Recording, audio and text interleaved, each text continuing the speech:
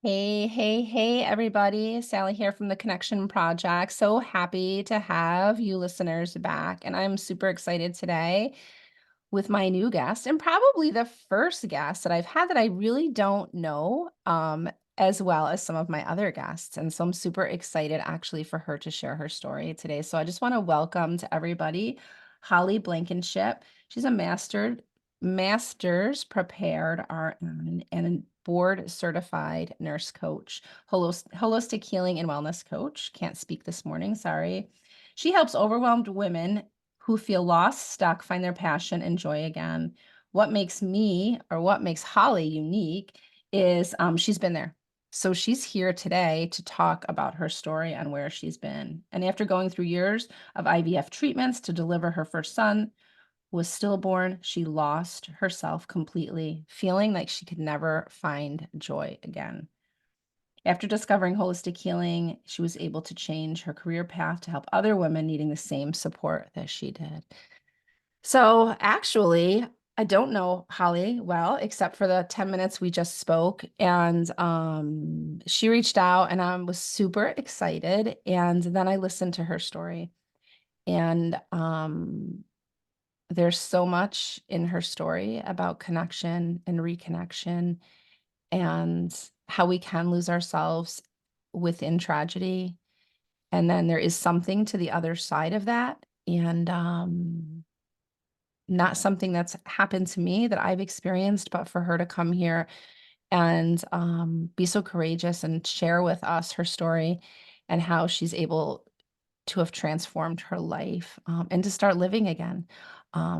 So yeah, so welcome. I'm so happy to have you here, Holly, and so honored that you want to share your story with us today. So welcome. Thank you. Yes, Sally. So I definitely slid into your DMs. I heard you on a podcast and I related to a lot of what you were sharing. It led me to go seek out this podcast and, figure out what this was about. And when I started listening to this podcast and started listening to this message of getting out there about like how connectedness can be so important for us as people, I knew that I wanted to reach out to you because it resonates so deeply to me. I mean, there are so many ways that I can think of in my life where whether it be issues with being able to be connected with my body after trauma, not allowing myself to be connected with other people because of some self limiting beliefs that I had, and how isolating and lonely that is. And then as I went through that journey of allowing myself to be safe in my body again, being able to connect to my body, being able to connect to my heart center has been a really big thing for me so that I can use my intuition and so forth.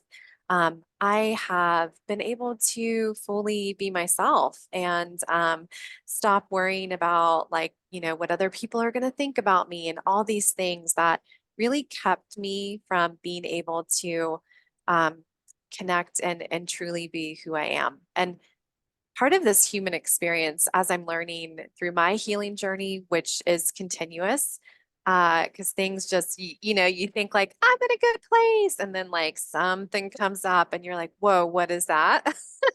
And then you got Yep. to deal with that. It's like continuous. But as I am on, my continual healing journey and helping other people, you start realizing all these things that you feel so alone with. Like I'm the only person dealing with this right now. I feel so strange and weird that I'm going through this and no one else is going through this and everyone else is living this great life and I'm over here struggling by myself. You start to realize it, that narrative is not true. There's so many of us that are going through so many of the same things, and I've now almost found it like my responsibility to be that person that helps say things out loud that maybe other people's are scared of because they feel like they're alone in it, to help people realize like, oh, like there's other people going through this, and maybe they see someone who's a step ahead of them in it, and it gives them a little bit of hope that that there's hope for them, you know. So yeah, I love this topic that you have surrounding the podcast of connectedness. I just think there's so many valuable things that we can get out of talking about this. Thank you so much. There's so many things there, so many, as I say, juicy things there, Holly. And thank you. I'm going to accept those nice things you said, because that's something I work on. It's hard for me sometimes to accept and receive.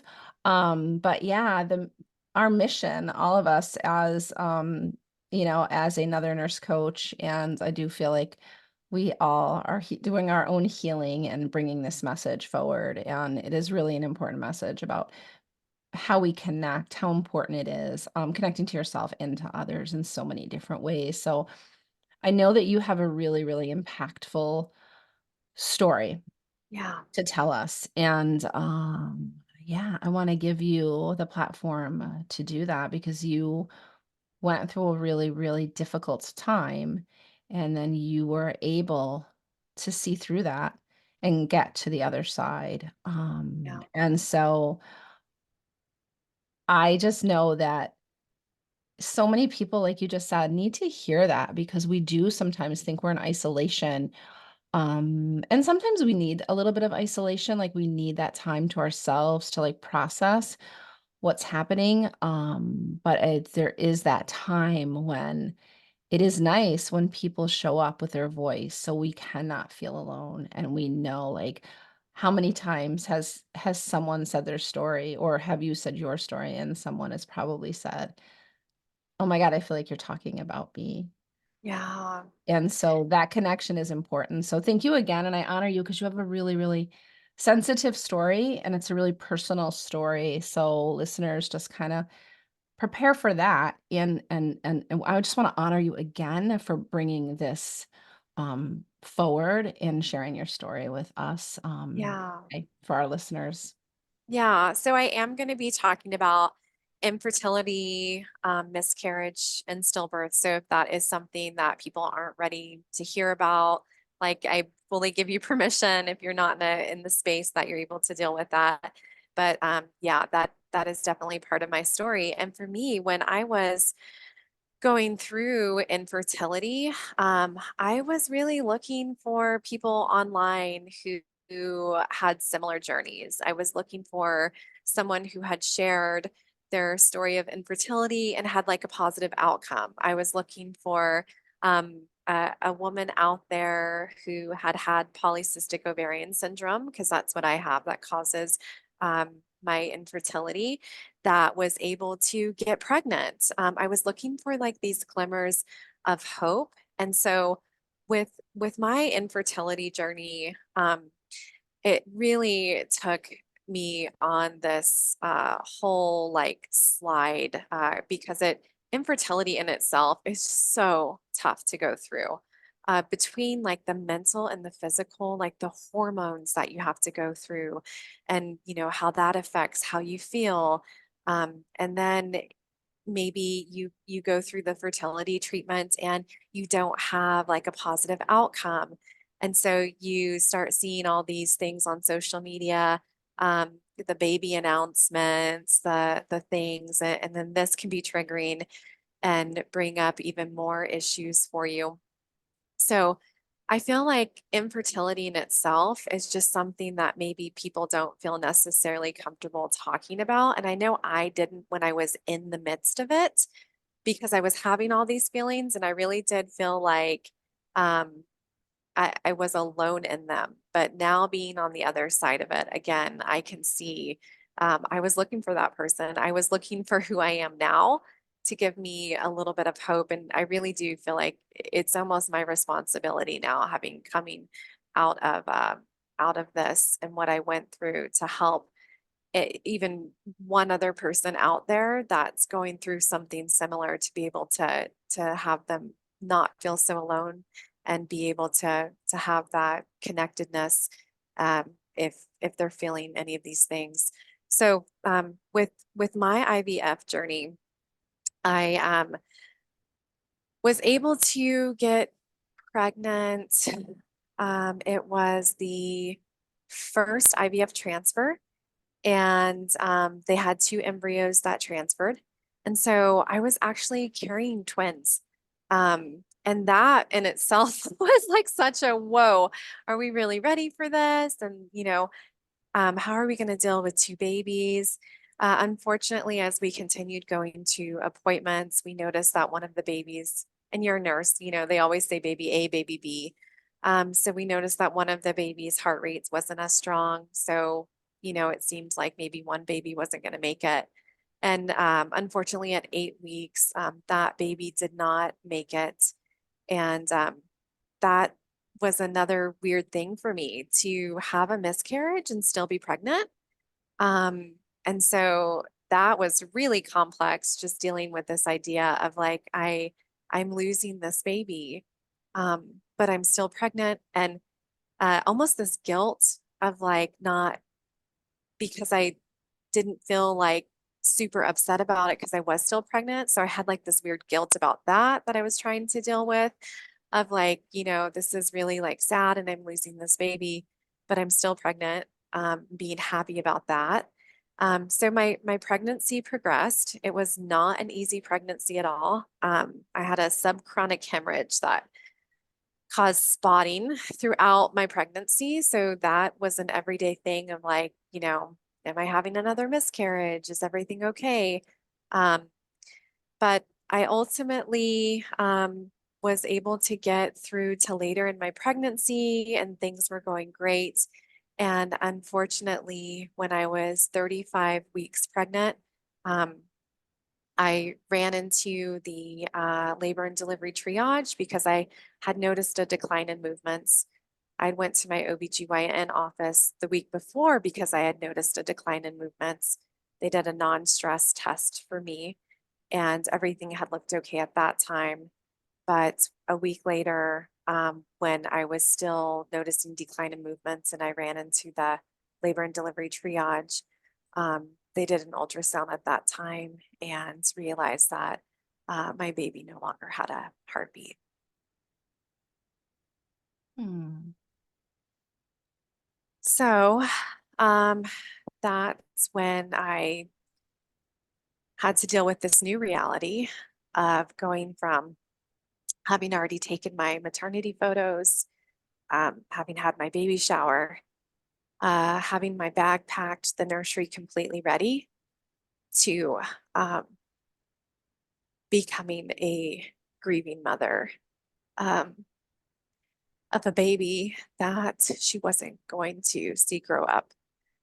I was very fortunate that I had been exposed to a nonprofit group here in town where a woman had gone through similar. And I knew to reach out to this nonprofit group, and I really advocated for myself. When everyone would ask me, like, what do you need? I would say, I need them. Like, I need someone from that group to come here because I don't know how, like, I'm going to continue. And so that connection was extremely huge, pivotal for me, because they were able to sit there with me and do the things that I had no idea were going to be so needed and necessary in my healing process moving forward. They allowed me the time and space to process and be with my baby, to do memorable things, have the handprints, the footprints, the special little outfits, to be able to take pictures, to be able to hold him, to be able to have my family come and meet him before I had to ultimately say goodbye to him. And that really would have been a regret for me if I didn't allow myself that. But I wouldn't have allowed myself that, because when I was in the moment, I just was like, I want to get this over with. I want to get through this. And so I'm really grateful that I had that insight to reach out to them and to get support at my bedside so that I was able to have those only moments that I was ever going to have with my son, um, earthside, and be able to really um, relish and connect in that way. I just want to stop for 1 second.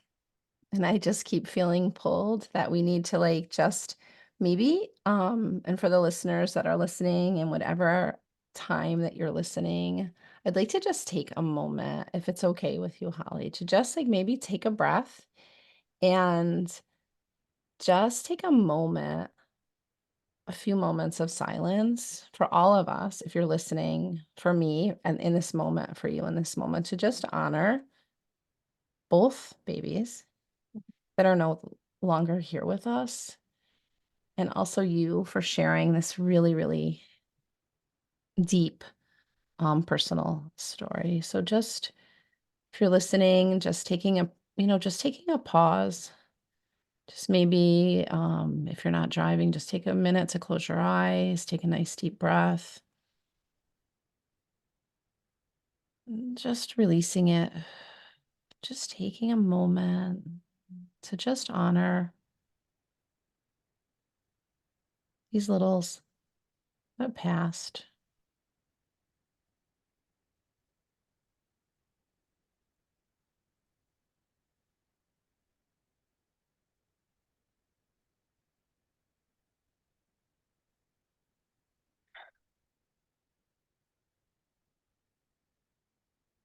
Yeah, I just feel like we needed to take a moment there because this is such a personal story. And really, for me, I was just like, this is so personal for you. So I really, again, want to thank you and honor you for sharing this because, yeah, part of connection isn't always easy, right? And so sharing such a personal story is really courageous and honoring how the story even started with these two little ones. And just taking a moment to honor them and to honor you as you kind of talk to us how you were able to move past that. Yeah. Because I'm sure people listening are like, "Ooh," right? Um, Yeah. but you were able to see through the other side with this help, and so I just didn't wanna, like, stop, but I kinda just felt like I needed to, like, honor, honor you and the babies, in that moment, so I hope that was okay. Yeah, no, definitely. I mean, it's very heavy. It was so heavy that I thought like I would never be able to be happy again, to feel any moments of joy because it was so heavy and felt so dark. But again, just bringing back to this connectedness, it was the people that came to me afterwards and shared with me that they knew someone who had had a stillbirth. Um, you know, that they maybe people that came up to me that let me know that they experienced it. Um, these were the things that really helped me realize that I wasn't alone and it is possible to still be able to create a life where you're able to experience joy again afterwards. And I was really like kind of blown away that no one talks about this. So, there's a statistic out there that 1 in 160 pregnancies will end in stillbirth. Never knew that. That doesn't sound like, that wild of a number, to be happening yet. It's not something people really talk about. And, 1 in 4 pregnancies will end in miscarriage. And that also seems like that's not that high of a number. But, there are these sometimes stigmas that are in place where people don't feel like they're can talk about it. And I guess that's one of the things that I also, in my messaging and sharing my story, since it was something that was so valuable for me to be able to connect with other people who had been through this, that I feel called to be able to share for that person that's going through it and feels completely alone and but hopeless at points. So Yeah, yeah. I was gonna say there because you kinda mentioned that, and that's what I was just thinking, like, I think this is an important point, right? It is probably one of those stigmatized areas, we don't hear about those statistics. Those Yeah. statistics are really shocking to me, Mhm. um, especially the stillborn one, Right. because we know a lot of people have miscarriage, and if you have a miscarriage early, um, I had an ectopic pregnancy, and so people just pass through it, but it was still a pregnancy, right? I still thought I was pregnant. Yeah. And so we don't talk about it, or it's, excuse me, it's normalized so much. And then a stillborn is not as normalized, but then people, like when you were saying about people coming and sharing with you. And so I think that's a nice, good thing for the audience to hear, because sometimes we feel uncomfortable or awkward, so we're not sure what we're supposed to say. And sometimes it is the right thing, it is the wrong thing. Sometimes we don't really know. But when we have these stigmatized scenarios, these things that really happen in our life, right? Um, you can feel really alone, but it is important for us to know it's like okay to talk about it or reach out. The person will let us know if they're not ready Yeah. and that kind of stuff. So that to me was a really key point for our listeners to kind of key in on, because I've probably been in awkward situations with people in other scenarios where people, I have some family stuff that people could probably be like, oh, I don't really want to ask her about that because it's so uncomfortable. And sometimes I don't want to talk about it, and sometimes you just do want to talk about it. So allowing that person can have the choice. So yeah, I just wanted to kind of key in on that because I think that's huge for our listeners. Yeah, no, 100%. I would have people come up to me and just say, like, I don't know what to say. And I would just be honest with them. And I was like, I don't even know what to say to myself at times. Mhm. What really helped me in those moments were having people that were just willing to like be there for me, to hold space for me and to be able to, just like allow me to be and however I needed to be. Um, yeah, it's such a tricky thing because, yeah, there were some things that were said that weren't the best things, but honestly, I knew that their intentions meant well. And that's kind of what I've learned to go back on to, helping people. I feel like my heart, instead of becoming shattered and broken like I felt like it was in the beginning, I feel like this experience has allowed me to soften and open my heart out to so many different types of people who are going through, whether it's serious illness or deaths of people who are close to them. It's almost allowed me to have this support, and empathy for these people having gone through, what I've gone through. So I even find myself, when I hear of something that's happened, and I'll be like, oh, is it okay to reach out to them? And I'll kind of go back on what felt good for me when I was going through it and what felt supportive. And then I'll just have to lean back on my intention is, that I want to just let them know that like someone's here. And if they ever wanted support, I'd be willing to do that. So, it's kind of like one of these things where even me being through what I've been through, it's like, I don't know. Like, I don't know if I go up to them, if I say something, or if I just don't say anything. And yeah, just being able to fall back on that intention. And for me, I usually will just kind of connect to my heart to see, what is it that I feel moved that I need to do in this moment for that person. And then once I get that answer, being able to, and usually it is to connect in some way. Mm. Um, with them because that really was what was most helpful for me afterwards, whether it's someone dropped off a basket on my doorstep, of self-care items, or they, sent me a plant, or they bought a meal and had it delivered to my house, and allowing me the opportunity, like, hey, I'm going to drop this off. You don't have to come outside if you don't want to. I really appreciated that because sometimes I didn't want to. I didn't want to see anyone. Um, but knowing that they were reaching out in some way really, really, allowed me to feel less alone, even if they didn't have a similar experience, just that. that they were acknowledging that this was something really big that I was going through and giving me that love and support.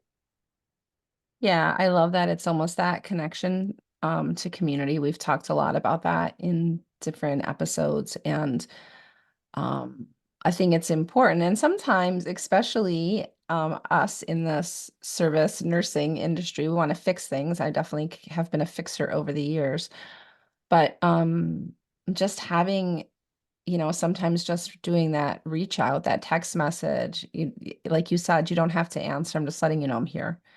Yeah. Because then there is really not a lot of awkward conversation that even has to occur, because you make the door be open for you allow the door to be open for the person. If they want to respond, they don't have to respond. You didn't have to come to the door. If you felt up to it that day, maybe you did, maybe you didn't. But knowing that that interconnectedness around you, your people were kind of circling and Mhm. allowing you to know you're there. So it's almost like holding you without smothering you. I mean, that's kind of Yeah. how I feel it, right? They were like holding you, but not overtaking with, well, you should do this, you should do that, you should do this, because that tends to make people be like, oh, it's Yeah. And kind of how everyone's it gonna sounds. Yeah. Mhm. Everyone's going to be completely different, you know? So for me, I could have appreciated one thing. There could be someone who's gone through similar, who's got like a different way, you know? So Mhm. we also have to appreciate that there's not a one size fit all Right. for each person. But yeah, for me, I really appreciated when people just reached out and, um, you know, if they dropped something off and gave me permission to not come out and say anything to them, but also know that I was being held with love and support by different people in my community. And my husband and I were kind of blown away. We didn't know that we had that much support because people don't show that in your everyday life. Sometimes it doesn't come out until something really tragic happens. And so we were blown away that we had such a community and such a community of support around us. That was really kind of like an eye opener for us that we were part of this amazing community. And it's helped me when there's been other tragedies in my community um, to be someone as well that wants to be there for other people and kind of pay it forward because it makes such a difference to help you get out of that isolation and feeling alone. So that was a big one for me. Another thing that I did is I just felt like I really knew that I was going to need help and I was going to need people who had been through this. So I jumped in a healing circle here in my community within the first month.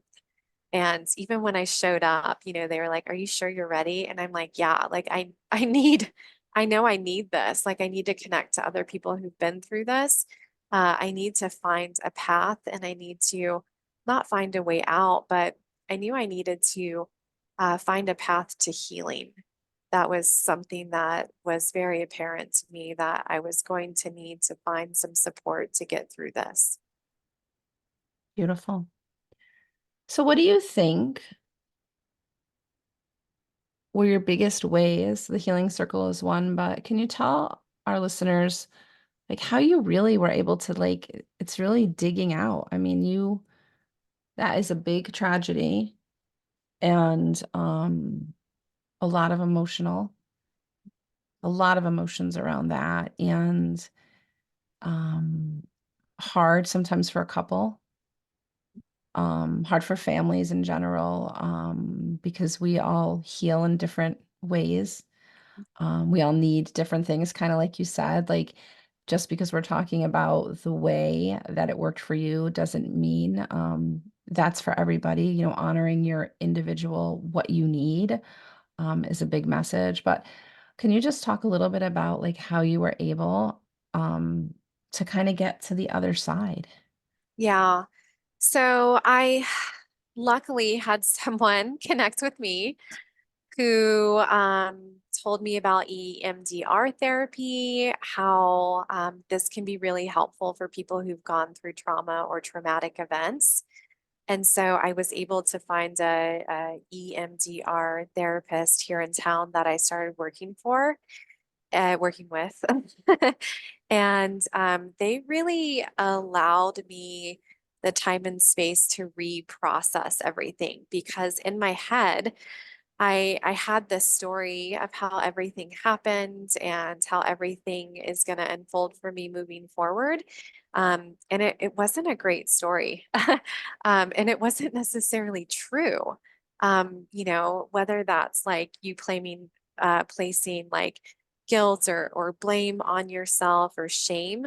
So that was so helpful, just being able to go through EMDR where I was able to really connect with retelling the story and what was actually true for that story for me, where those pieces were, and what wasn't true with the story and what I was telling, because we tend to kind of um, go through like everything again, kind of like with any death.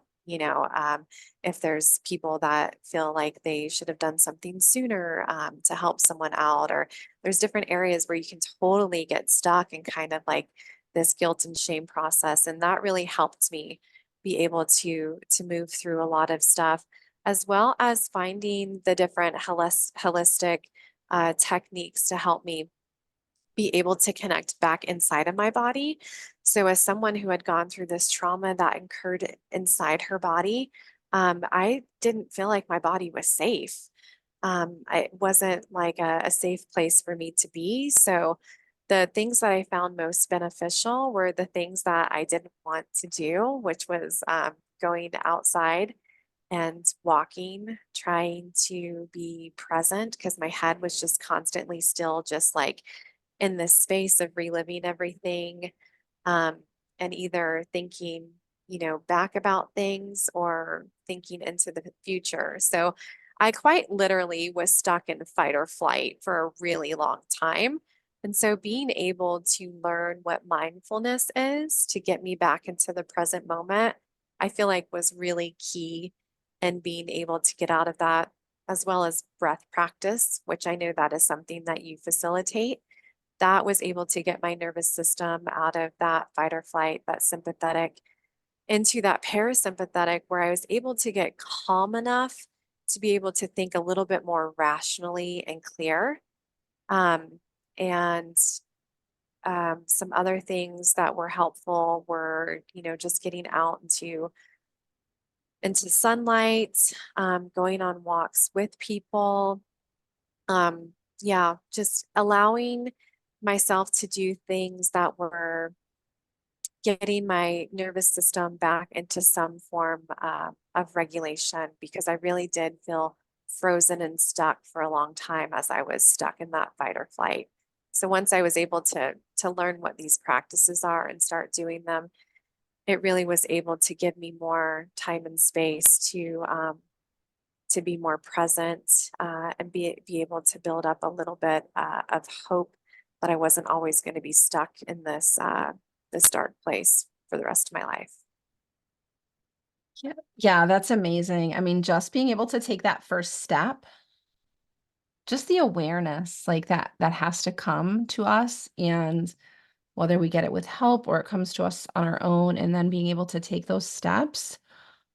And there are, just for the listeners, there are so many holistic modalities out there, and so many other options for people to start to connect.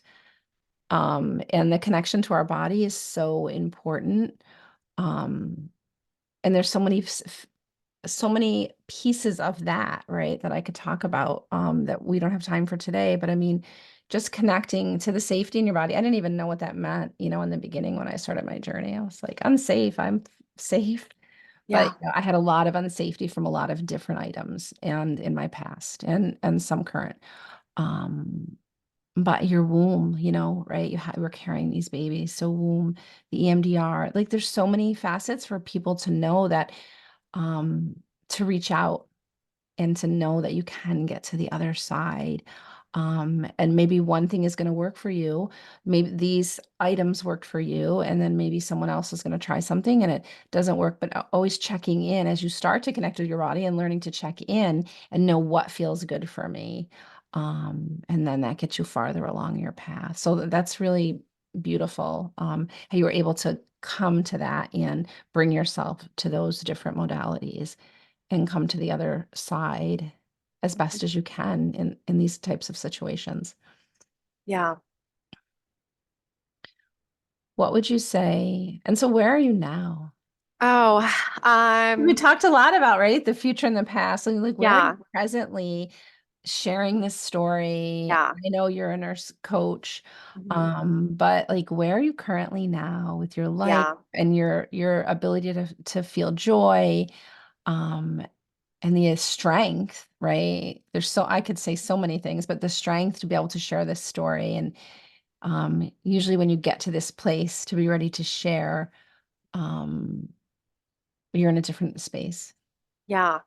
Well, just for reference, this happened 7 years ago. Hmm. So I was not able to get to a place where I could talk about this openly, probably until like 5 years after it happened. Hmm. There was a lot of healing that I had to do, all of those different things that I did, the EMDR, using the holistic modalities, learning how to use those to be able to heal.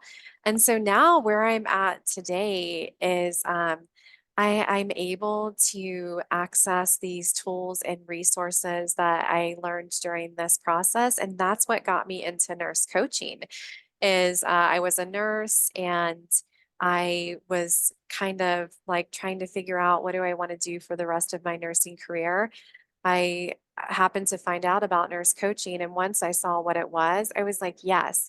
I mean, I've already experienced firsthand how powerful using these things can be for myself that I automatically knew. Like, this is something that I want to do now, being on the other side of that for me to help other people. I want to help other women.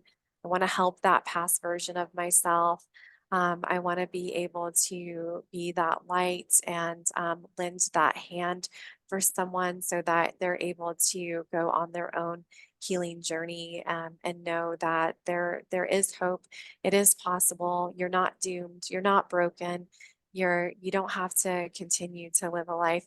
And not only did it just like do that for me, but it allowed me to take risk and step out and pursue a life that I wanted to live. And for me, that's been being a nurse coach, being able to help others, going outside of like the traditional nursing role. And there's so many things that you can get hung up with just leaving that, so many of these thoughts like, am I a real nurse? And, all this stuff that can stop you from doing that. Like I've been able to fully move forward to design a life that does bring me joy, to know that I deserve to live a life that brings me joy. And I don't know if you've ever done this meditation of, like your future self, or even like when you're at the end of your life, what that looks like. Um, Being able to do that where we're at now, to be able to see, yeah, I want to build a life that's fulfilling to me, whatever that looks like, so that you don't get to that point where you look back and say, wow, I wish I would have really lived life for me. I wish I would have allowed myself to feel more joy and not done things just because I felt like that was the path that I was supposed to go, that everyone thought I was supposed to go through. That was like society's definition of success. So I just made myself do that. Um, I didn't want to be full of regrets. I wanted to live a life that was full out to me, that in the present time, I was able to experience fulfillment and joy. And so that's where I'm at now. Like I was able to kind of break free from a lot of things because of this. I got a lot of insight when I started my inner journey and my path of self development of uh, of the life I was living and the life I wanted to live. And then I was started to able to kind of deconstruct and put myself and build myself into like the life I actually wanted. mhm. I'm just soaking that all in because it is, it's possible. Like Mhm. it's possible. And so many of us think it's not possible. And I do feel that so many of us, especially, we are in this world of nurse coaching. But for so many people, right? Sometimes I always am like worried about saying this, but like we go through things that have brought us to this point. Mhm. So no one wants to think like I needed to go through that or had to go through that or like that had to happen. But I don't know. Like I don't know where I am with that, honestly, because I sometimes just think like I wouldn't be here talking to you today if things in my life didn't occur and then I didn't step out of the box, the matrix, whatever you want to call it, to start to pursue and design a life that I wanted. And you wouldn't be here with this message um, either. Yeah. So embracing those moments of where we can show other people that we are able, and everybody doesn't have to take the same path, but there is joy. There can be joy and triumph after trauma. And so many people, the more I do this, the more I realize that so many people have experienced a lot in their lifetime. Doesn't They don't have to be 60, they don't have to be 30. Like there's so many facets to that. But I needed to see someone, ahead of me that said you don't have to live your life in your past or your trauma or your regrets. It's time for you to like take charge and choose to be responsible for your own life and where it's going to go. And your path could have took way very different. You could have, you were definitely at a Y in the road, if I can articulate that, and you took one path. Yeah. That doesn't mean that path was easy, right? It's not linear. You had a healing journey before you could even talk about this. But you, at some juncture, and at probably many junctures, you made a choice. And then you're here today to talk about this really, really personal story. Um, but how you were able to move through that and create a life that you want and a joyous life. And so I have to like so honor that so much. And I'm so appreciative um, that you came on today to talk to our listeners about such a personal story and how you were able to move through it to like the present where you Yeah. are now. Yeah. And again, if it just helps someone not feel so alone with some of the thoughts and overwhelm that can happen, during these periods. And it doesn't have to be like the exact same experience I went through. We all have some of these feelings and all kinds of different experiences that can happen out there. But yeah, I think it's just important now that I was able to go through that healing and get myself to a point where I'm strong enough where I'm able to talk about it. I really do almost feel like it's a responsibility to share so I can help that past version or that person that was looking for someone like me now who had been through something similar or for even a glimmer of hope or guidance on how do you even do that. Yeah, the way I feel it from you is it's a mission, a passion, a purpose. It's not just a thing that you do. Yeah, it It's is. That's it's more why I than feel that. like it's so heart centered for me because it is. I mean, I've been there. I've been there. I've been Yeah. there. And yeah, if I can help other people through that, that's so fulfilling to me to be honored, to be able to be that person or be that support for someone else. So Holly, in so that I get you out on time today, Yeah. can you just share with our listeners like we're going to share all of your socials Mhm. and just where if there's anything you want to say, one last comment to them where they what you're doing right now, anything how they can reach you and just to everybody we'll be sharing all of Holly's information when this podcast drops. Yeah. So yeah, if anyone felt like, oh my gosh, I relate to that or just wanted to kind of talk more about anything, I would love to connect in that way. So I've got a website, Flourish Well Coaching that you can go to. And I'm still at this point, I have spaces where I'm doing pro bono sessions with people, a couple of them. So you can sign up for that through the website or if you wanted to reach out, I'm pretty active on Instagram. I try to post there quite a bit. If you wanted to reach out through Instagram or see some of the things that I'm doing or in some of the messages that I'm trying to get out there through my Instagram, that's another way, and that's just Holly Flourish Well is my Instagram handle. So, yeah, definitely feel free to reach out if this resonated with you. I would love to hear that. That's always such like a uplifting thing as well when I get messages of people that related um, on any type of level to that. And if you're listening to this episode and you know somebody that you think could benefit from Holly and her story, feel free to share and let them know that they can reach out, drop in her DMs, go to her website because she has a really, really important story to tell. And this is a really great thing to share as we lift each other up as women and yeah, to support each other. So Holly, thank you so much for coming on today. This was really beautiful and I really again honor you and your family for your courage to share your story. Yeah, thank you so much. It's now that I've gotten to this point, like I'm like, I just want to like try to, be able to reach as many people that are going through something like this as possible. So I'm really Well, appreciative you that you will. gave me the opportunity to share my story here. Of course, of course. All right, so everybody, have a great day, a beautiful day, and I'll see you all next week. Thank you for popping in and listening today.